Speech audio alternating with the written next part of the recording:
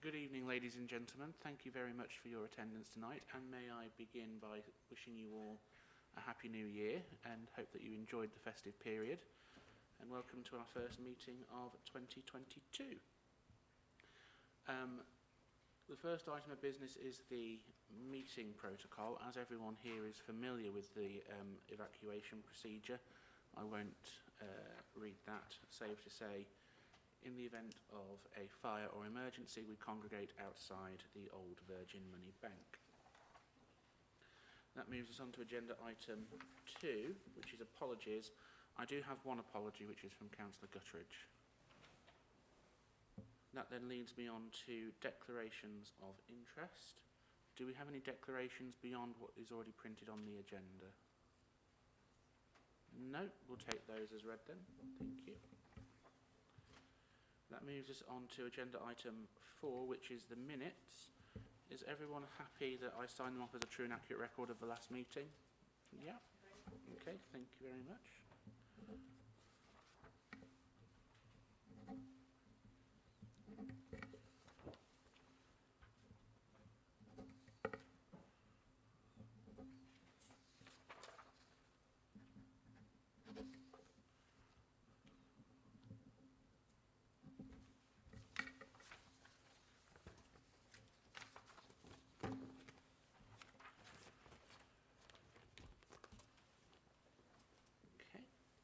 That moves us on to agenda item number 5, which is public consultation.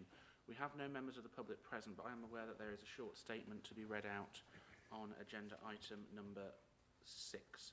So, on that note, we will move on to agenda item number 6, which is the local enforcement plan planning adoption. Councillor Smith. Thank you, Chair. This report seeks Cabinet approval to adopt a local enforcement plan for planning. We've not had a plan in place for planning enforcement, which means that there's a lack of transparency over how we deliver our planning enforcement service. Fair and effective enforcement is an important part of the planning process, and as a planning authority, we need a clear plan and guidelines that demonstrate how we'll carry out our enforcement duties in a fair and equitable way. While the adoption of the plan is not a statutory requirement, it's good practice to have one in place. This plan clearly sets out the enforcement objectives and priorities, as well as the approach to dealing with different planning enforcement activities. Cabinet will be aware we consulted on a draft plan for 12 weeks last year. There are some minor amendments arising from the consultation. Other than that, the plan is very much aligned with the version Cabinet previously agreed for public consultation. So I propose the recommendation as printed in the report. Okay, thank you, Councillor Smith. Does that receive a seconder? Thank you, Councillor Markham. So we'll move on to the statement from Mrs. Condical. Brent, are you okay to read that out, please? Thank you, Chair. The statement from Mrs. Condical is as follows. Is there anything that can be added into the local enforcement plan that advises people what to do if something is happening that comes under priority 1, e.g. someone starts felling a protected tree, as all the contact methods in the document are Monday to Friday 9 till 5, whereas these things inevitably seem to happen at weekends or bank holidays? Thank you, Chair.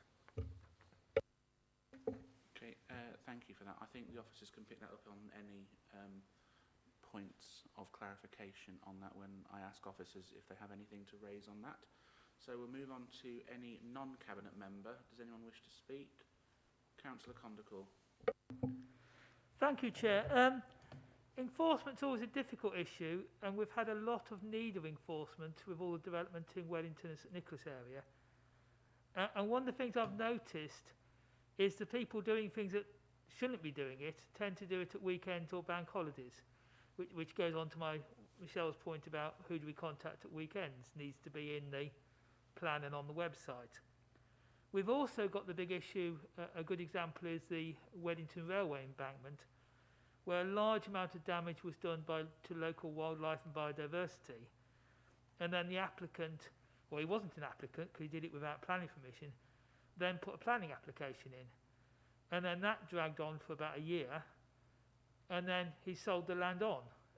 And so we end up with these cases where nothing is ever enforced, and we let people get away with, oh, I'll put a planning application in, therefore we'll stop enforcement and things. So people know how to game the system, and I'm very concerned with the wording at the beginning of 3.3 about not putting businesses to unnecessary expense. I think we should have a planning enforcement policy, even if it can't enforce everything every time, doesn't automatically have a bit of tolerance, a bit of give way. If the line in the sand about complying with planning applications is we'll give businesses a bit of leeway, and we won't enforce things that are excessively expensive to enforce, then people automatically have room for manoeuvre. And that will actually cost us more in the long run, because if you don't draw a line in the sand as to will enforce planning contraventions, if people think, well, we'll get away with a certain amount, then we end up enforcing a far bigger contravention, because people will have the impression we don't enforce planning if it's a minor breach or you can go so many yards. And this is really important to protect the biodiversity, the health, the noise, all sorts of issues residents have with development. If developers aren't facing enforcement action when they cross what they agreed to, then we're lost. So I do ask we're more robust on this. And as always, the issue is staffing. We always have staffing issues with enforcement. Thank you, Chair. Okay, thank you, Councillor Condacourt. Anything officers wish to come back on?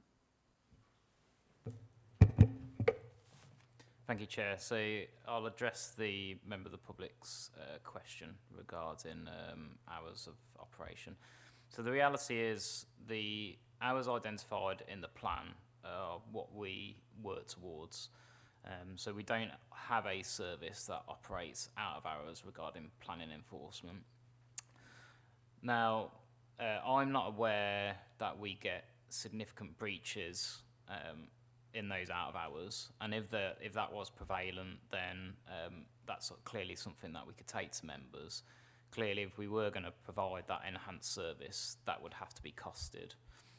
What I would advise is that we consider this in the framework that we're operating. So planning enforcement is a discretionary service that this authority offers, and we have a small team that does do that, but that is something that the authority does do, and we do the best we possibly can. So I'd advise members to consider that in terms of any additional service offer on that basis. What I'd be happy to do is, if members wanted me to, I can explore with other authorities how they may address that. I'm more than happy to take that away, but I would be advising members of the Cabinet to proceed with the enforcement plan as put forward. Thank you, Chair.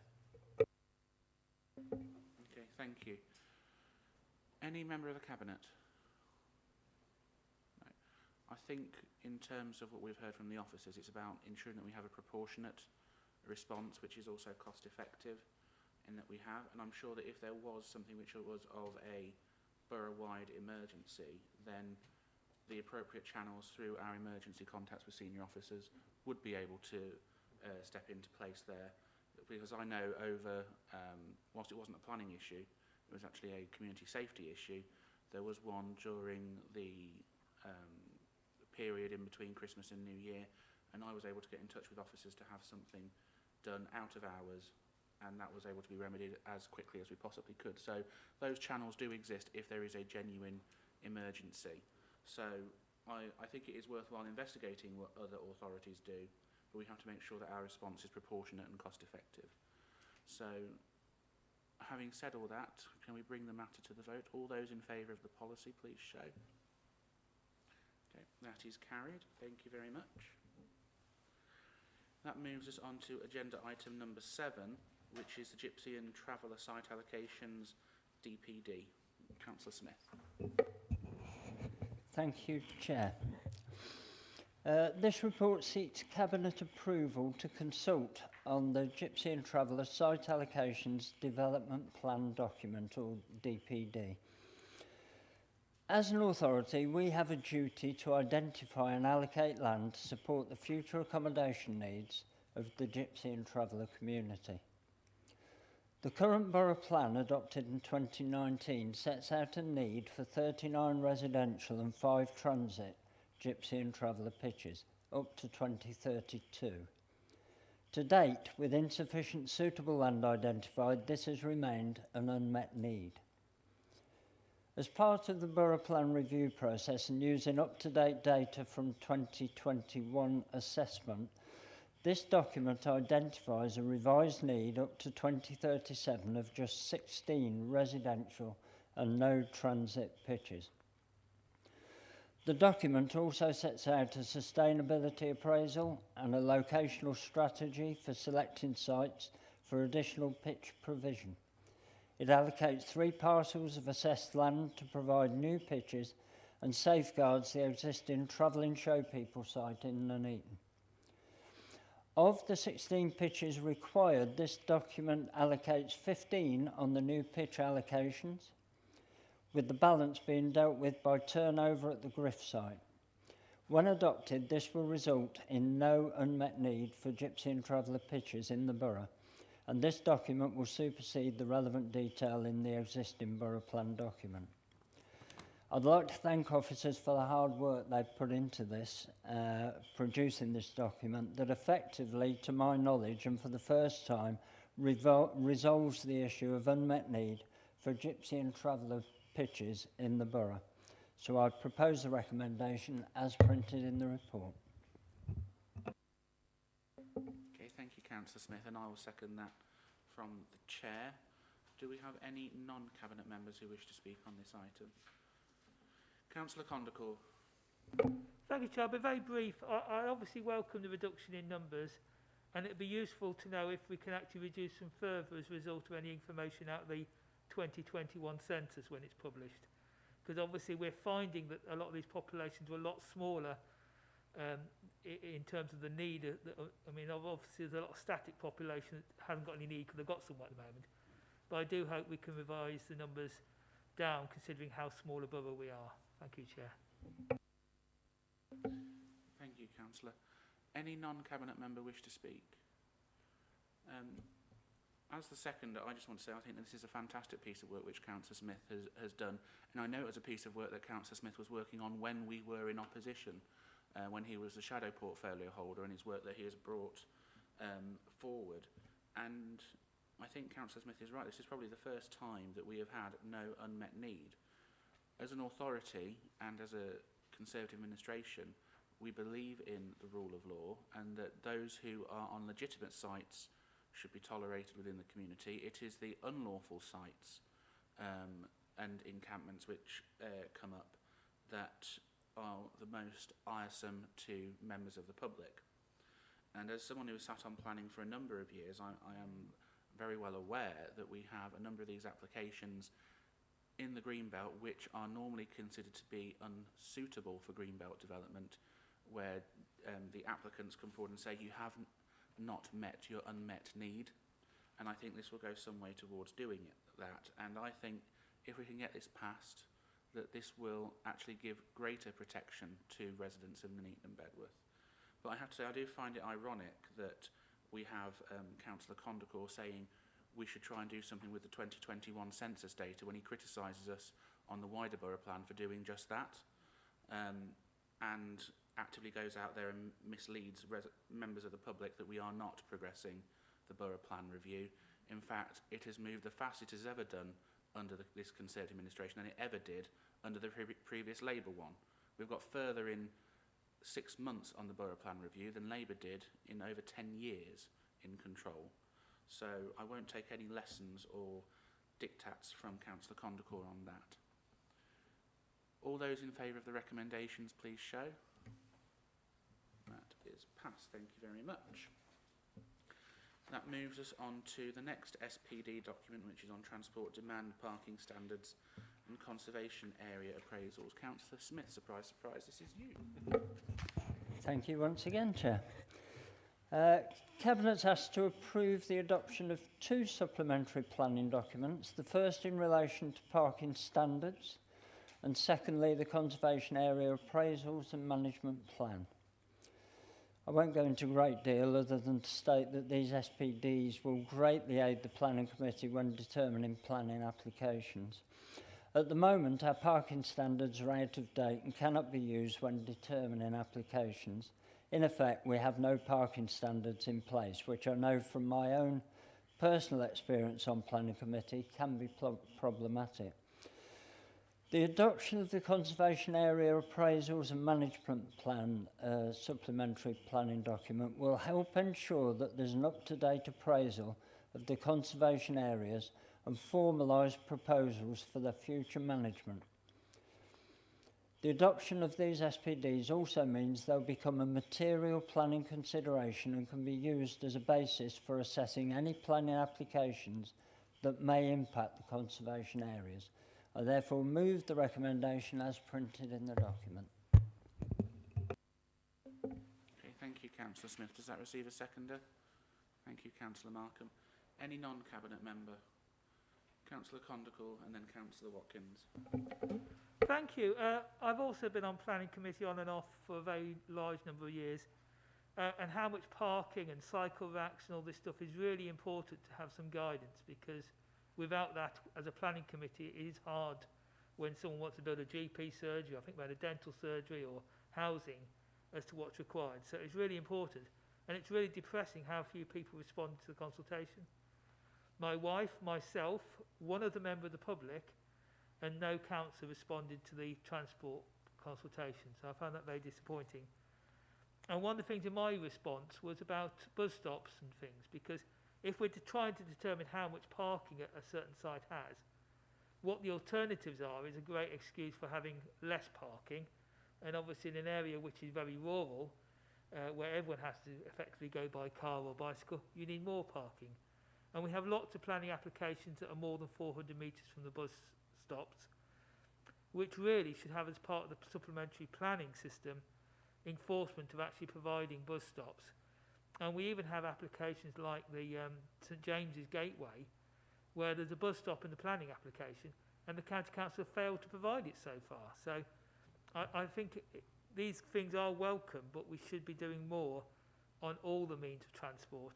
And it is good that it's called, it has transport and demand management in the title, but I do think we need a stronger emphasis in it on getting those bus services to these various developments, particularly because a lot of our older population do not and cannot drive. All of us one day who do drive, our eyesight or whatever will mean we may not be able to.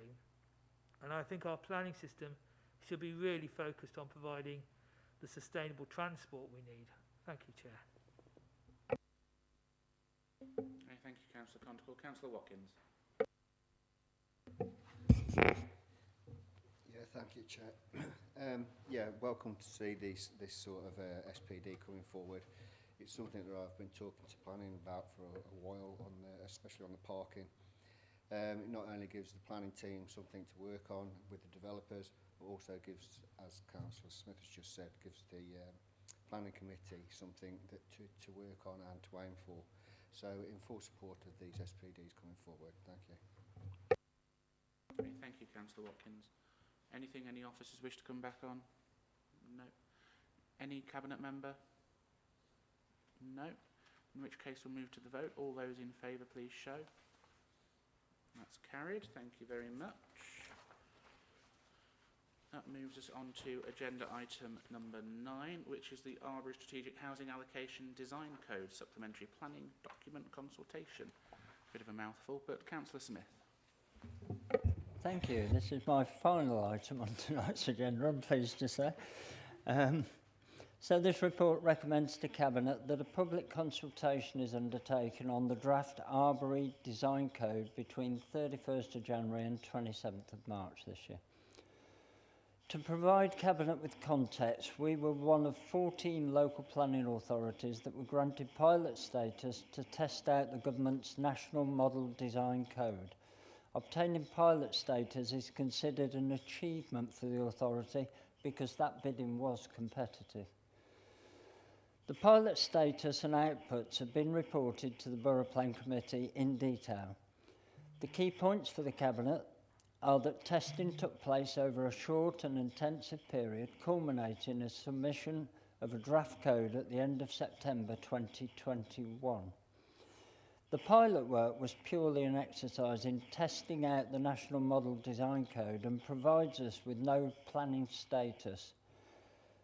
Due to the positive work completed on the pilot, officers consider we can get meaningful turn on the pilot into a supplementary planning document which, upon adoption, would have planning status in decision making by providing guidance for the Arbor strategic allocation.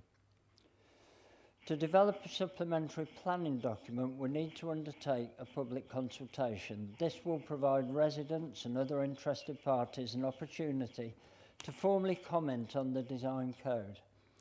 Officers will review any comments received and update the code as necessary ahead of presenting any report to Cabinet for the purpose of adoption. The pilot project has provided a number of positive learning lessons for the Council that can be taken forward by the planning team and be applied to future developments in the Borough. So I propose the recommendation as printed in the report. Thank you, Chair. Okay, thank you, Councillor Smith. Does that receive a seconder? Councillor Golby, thank you. Any non-Cabinet member?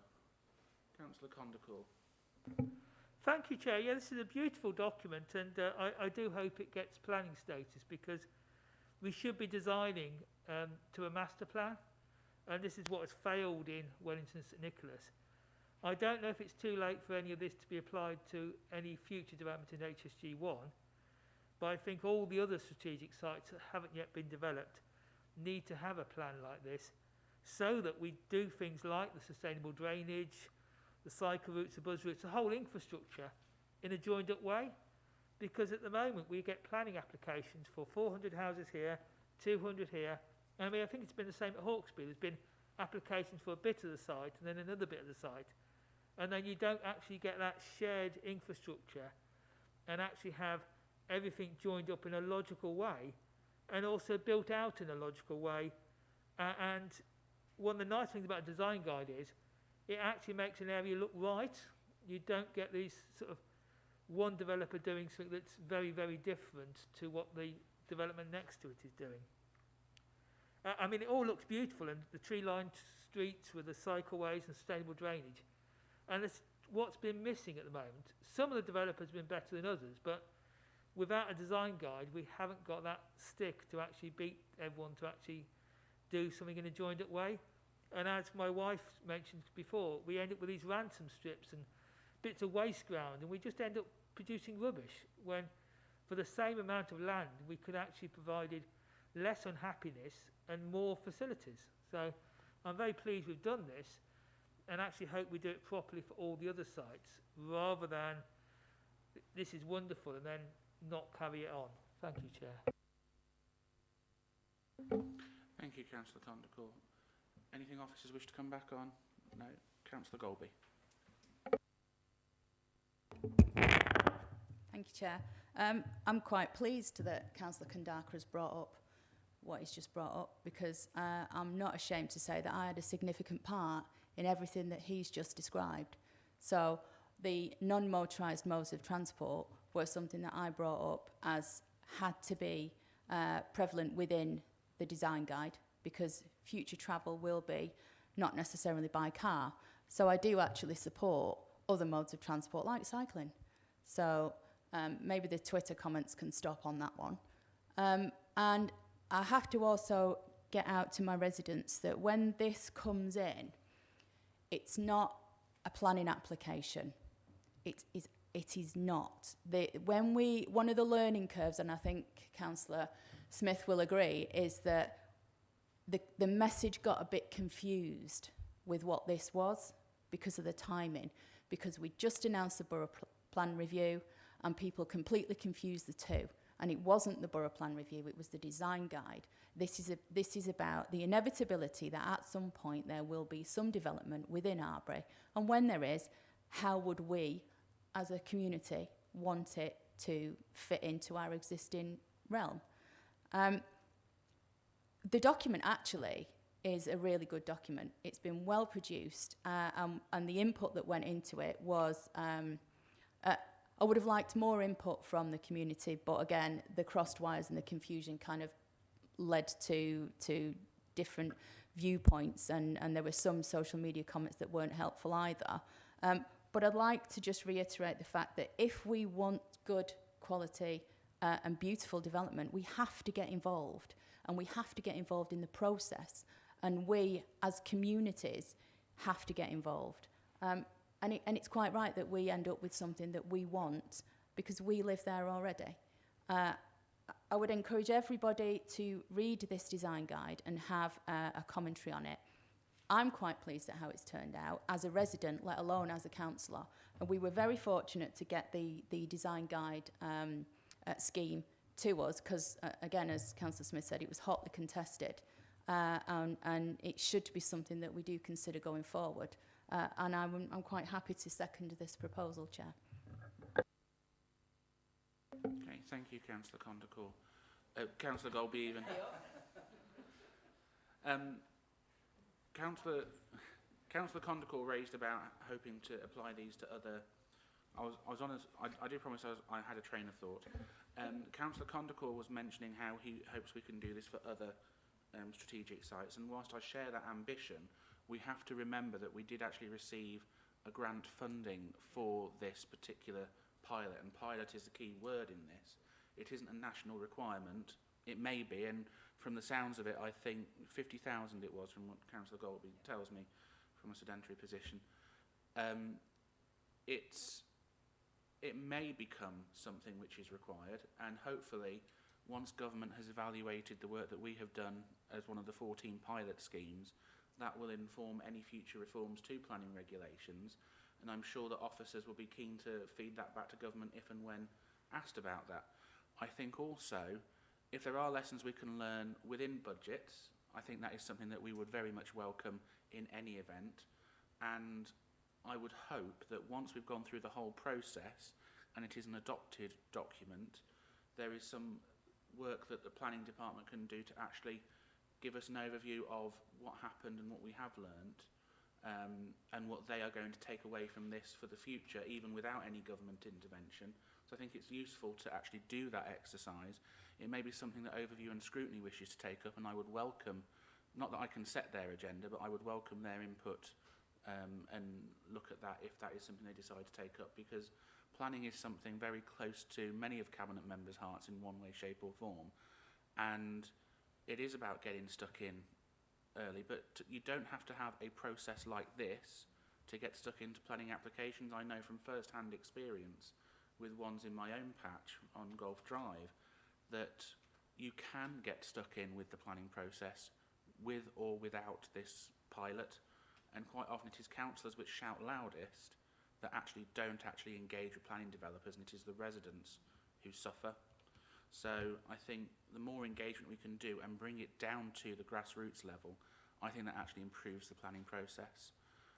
Because, as Councillor Golby quite rightly says, it is those communities that actually have to live with the long-term consequences.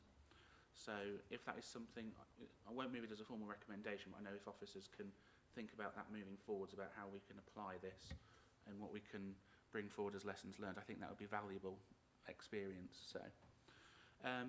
Any other cabinet member? No? In which case we will move to the vote. All those in favour, please show. Thank you. That has passed. That moves us on to agenda item number 10, which is any other items. I'm not aware of any other items being brought forward. That moves us on to agenda item 11, which is exclusion of the public and press. For the reasons as stated, I will move that from the chair. Does that receive a seconder? Councillor Smith. All those in favour, please show. Thank you. If we could end the live stream, please. Thank you, Claire. Good night.